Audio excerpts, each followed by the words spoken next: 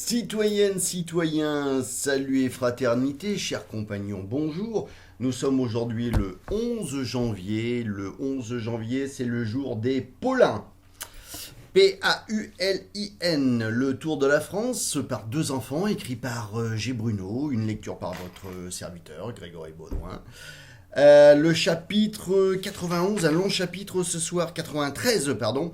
La Bretagne et ses grands hommes, un des défenseurs de la France pendant la guerre de 100 ans du Guesclin. Le tournoi et la première victoire de du Guesclin. Sa captivité, sa rançon, sa mort. La maxime du jour. En temps de guerre, les gens d'église, les femmes, les enfants et les pauvres peuples ne sont pas des ennemis. Ils doivent être sacrés pour l'homme de guerre. Et c'est signé du Guesclin. Un jour que Franz était assis sur un tas de cordages à côté du vieux pilote, Julien s'approcha son livre à la main. Qu'est-ce que tu lis là, petit ? Mon oncle, je lis ce qu'il y a dans mon livre sur la Bretagne et sur les grands hommes. Nous sommes justement encore en face de la Bretagne et de ses côtes, et il me semble que c'est un beau pays. Certes, certes, mais voyons, lis tout haut. Et lis bien. Nous t'écoutons, ajouta le père Guillaume. La Bretagne a donné à la France beaucoup d'hommes vaillants. Parmi eux, on remarque du Guesclin. Oh, je le connais celui-là, je le connais. J'ai vu en passant à Nantes la statue de du Guesclin. Du Guesclin naquit en 1314 près de Rennes, l'antique et belle capitale de Bretagne. Du Guesclin était laid de figure. Il avait un caractère intraitable, mais il était plein de courage et d'audace. Dès l'âge de 13 ans, il trouve moyen de prendre part, sans être connu, à l'un des combats simulés qu'on appelait des tournois, et qui était une des grandes fêtes de l'époque. Il entre au milieu des combattants, avec la visière de son casque baissée, pour n'être reconnu de personne, et terrasse l'un après l'autre 16 chevaliers qui s'offrent à le combattre. Au moment où il terrassait son dernier adversaire, celui-ci lui enlève son casque du bout de sa lance et on reconnaît le jeune Bertrand du Guesclin. Son père accourt à lui et l'embrasse. Il est proclamé vainqueur au son des fanfares.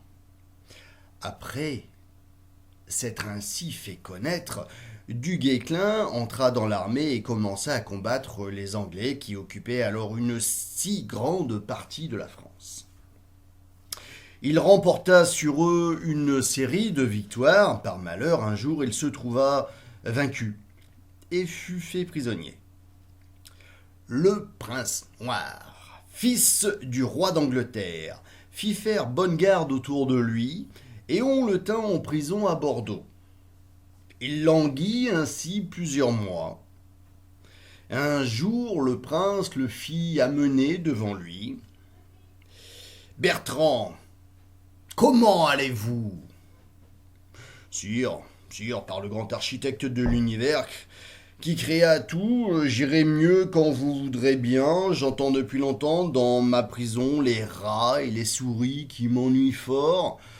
Je n'entends plus le chant des oiseaux de mon pays, mais je l'entendrai encore quand il vous plaira. Eh bien, il ne tient qu'à vous que ce soit bientôt. » Et le prince essaya de lui faire jurer de ne plus combattre pour sa patrie.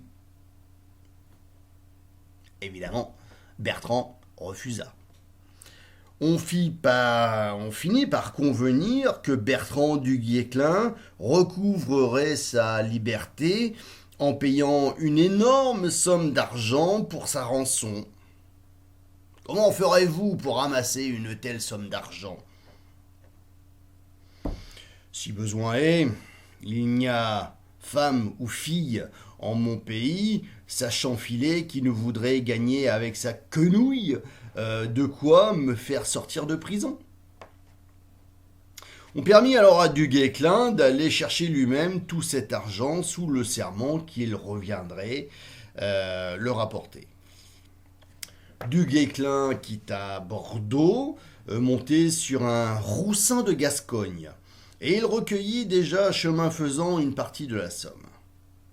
Mais voilà qu'il rencontre de ses anciens compagnons d'armes qui, eux aussi, avaient été mis en liberté sur parole et ne pouvaient trouver d'argent pour se racheter. Combien vous faut-il ? Les uns disent 100 livres, les autres 200 livres, et Bertrand les leur donne. Quand il arriva en Bretagne, à son château où résidait sa femme, il avait donné tout ce qu'il avait. Il demanda alors à sa femme de lui remettre les revenus de leur domaine et même ses bagues et l'ensemble de ses bijoux. Hélas, il ne me reste rien, car il est venu une grande multitude de pauvres écuyers et chevaliers qui me demandaient de payer leur rançon. Ils n'avaient d'espoir qu'en moi, et je leur ai donné tout ce que nous possédions.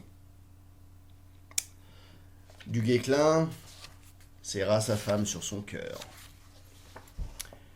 Tu as fait tout comme moi. Je t'en remercie d'avoir si bien compris ce que j'aurais fait moi-même à ta place. Alors, Bertrand se remit en route pour aller retrouver le prince noir.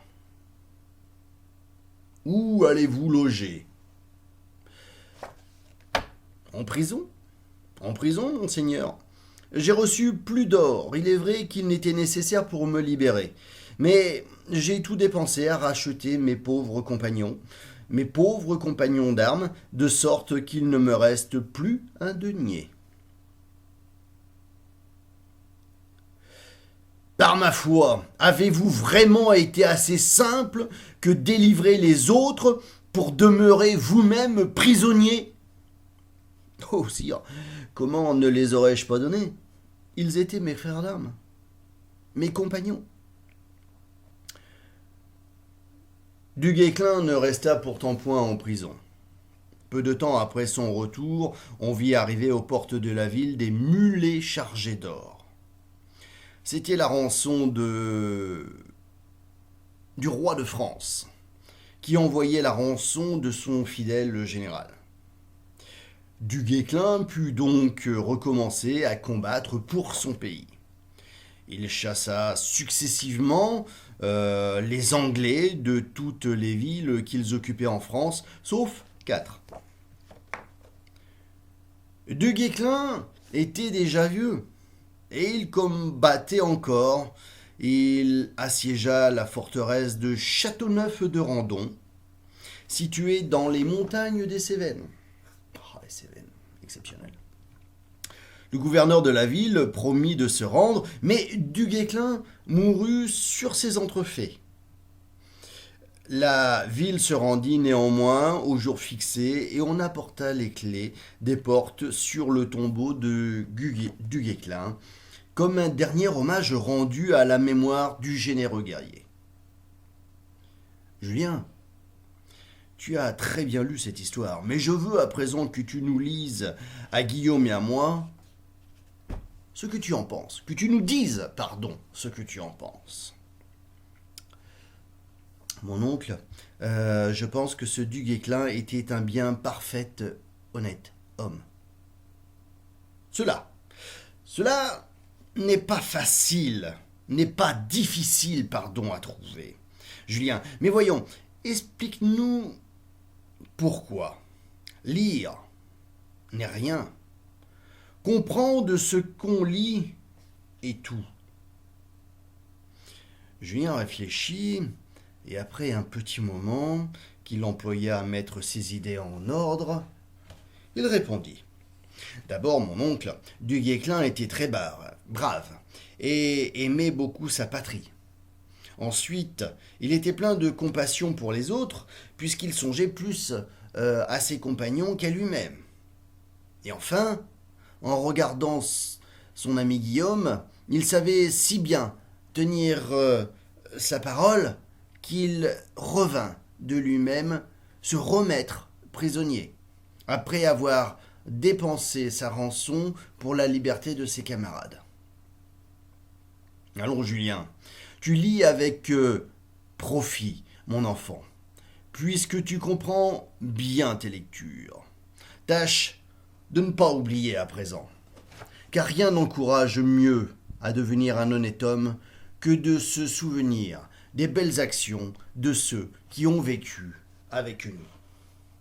Et moi je rajouterai, rien ne vaut de se battre pour la patrie et la fraternité d'armes. Il s'est battu, et après la défaite, il a défendu de nouveau l'honneur et la liberté de ses frères d'armes. J'étais moi-même ce matin aux obsèques de l'un de mes frères d'armes, la fraternité d'armes. Bien. Alors, eh bien, la première gravure du jour.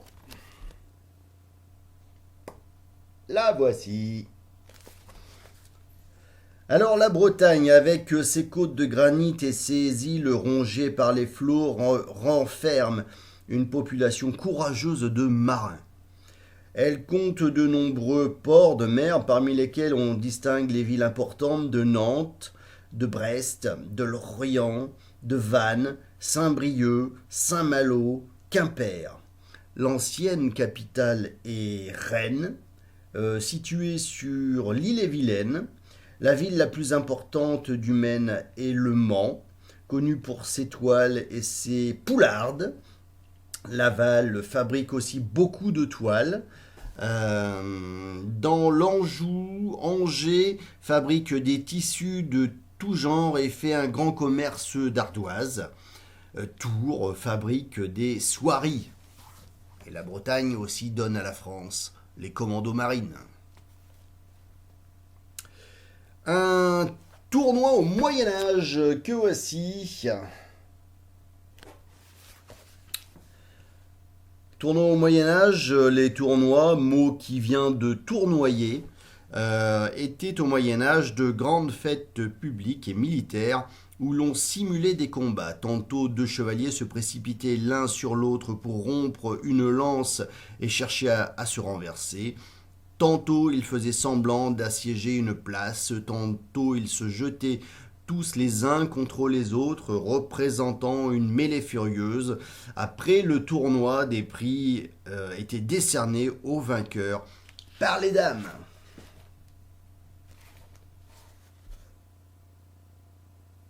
Et le voilà. Et le voilà.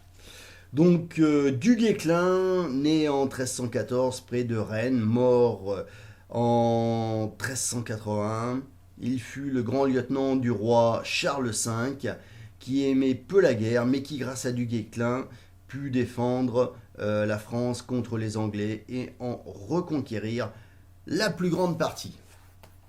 Il va sans dire que ce matin, les obsèques de mon frère d'armes, il s'agissait d'un parachutiste qui n'a pas rejoint Saint-Michel, puisque on dit chez les parachutistes que non, on ne monte pas au ciel, on y retourne. Et par Saint-Michel, vive les paras. À demain, j'espère, par le ciel, partout, pour tous, que la force soit avec vous. Salut et fraternité.